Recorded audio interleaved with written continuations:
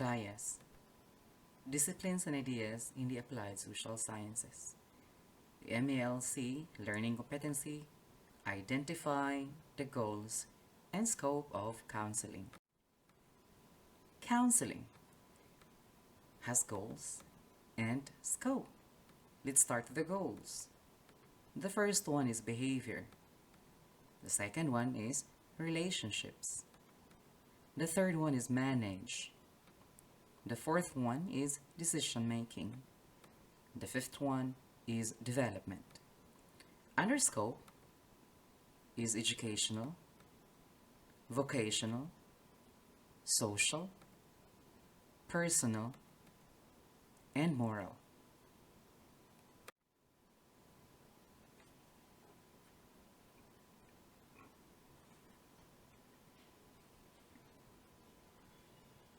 What is counseling? Counseling is to give advice, to recommend, urge the acceptance of an action, plan, etc. To give or take advice.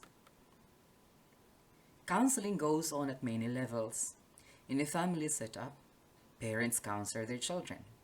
In society, doctors counsel patients, lawyers to clients, and teachers to students. Counseling, as defined by the American Psychological Association, is a professional relationship that empowers diverse individuals, families, and groups to accomplish mental health, wellness, education, and career goals. Let's discuss the first goal of counseling, which is behavior. Behavior. A counselor facilitates change in behavior. The counselor's ability to persuade the clientele to adopt certain behavior to fit in or to cope with what he or she is experiencing. A lot of people are experiencing problems, things that is beyond the normal call of their daily routines. And sudden changes give stress to people, will somehow affect mental health, their wellness. But through the help of counselors, people who are experiencing something like that will be able to cope with it. And then there is a behavior change. That's the first goal of counseling. The second one is relationships. In relationships, the counselor will help the clientele improve the ability to establish and maintain relationships or relationship. Help the client realize the importance of being able to understand the necessity of a good relationship with people around him or her. It is the duty of the counselor to make the clients see how important connections and relations with people around him or her. The third goal of counseling is to manage. Clients are experiencing different stress levels that would somehow affect mental health, wellness, and even physical health. With the help of a counselor, the client will be able to manage the client's ability to cope with problems. The counselor will help or guide the client to see the advantages and disadvantages of the situation he or she is facing. Goals, decision making. The counselor will help the client in making decision or lead the client in making a sound decision where there is always an examination of the pros and cons, the importance of making a sound judgment. It is the job of the counselor to help guide the client in making a decision where there will be no questions or ill feelings after making the decisions. The clientele will be able to weigh down the consequences of the decisions that he or she will be making. Goals development. What is development?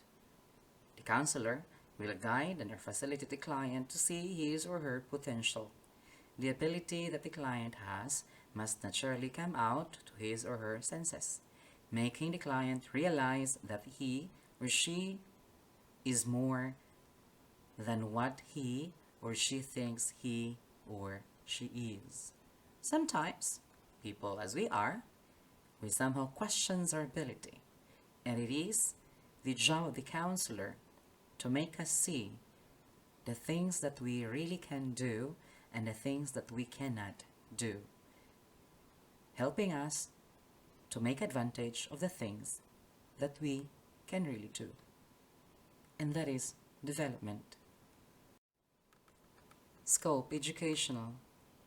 Relating to study or learning, counseling makes students realize their advantage and disadvantage in fields of study for them to be able to see where they have to focus and what to do with what they already have, giving them the advantage.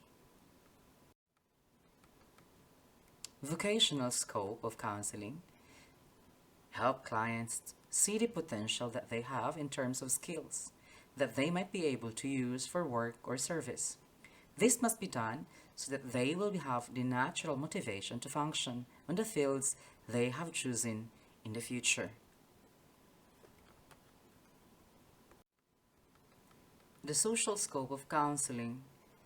Clients will be able to relate to the society where he or she lives and to the community where he or she socializes on a daily basis. Being able to relate to these areas help clients manage his or her relationships with the people around him, making them live with harmony or in harmony.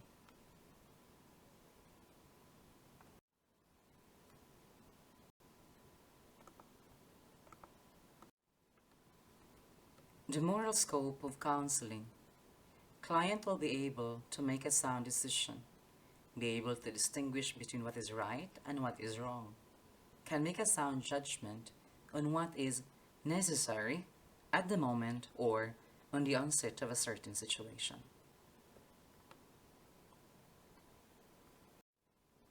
Things to remember as a counselor or for counselors. Number 1, counseling is a professional relationship between a professional counselor and an individual or groups. That means no information should be shared to others which is not related to the discussions or to what is being talked about during every sessions.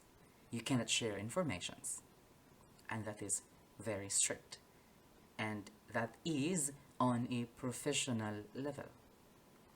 Number 2, counseling is a collaborative process wherein the counselor listens while the counselee is encouraged to clear himself until he clarifies his thinking to reach various steps in solving his own problem. Again, the counselor will be there to facilitate the thinking process, guide the clientele in managing the situations or the situation he or she is facing at the moment. The third one, the counselor simply facilitates the counselee in knowing how to face his own difficulty or problem. Take note the word simply facilitates.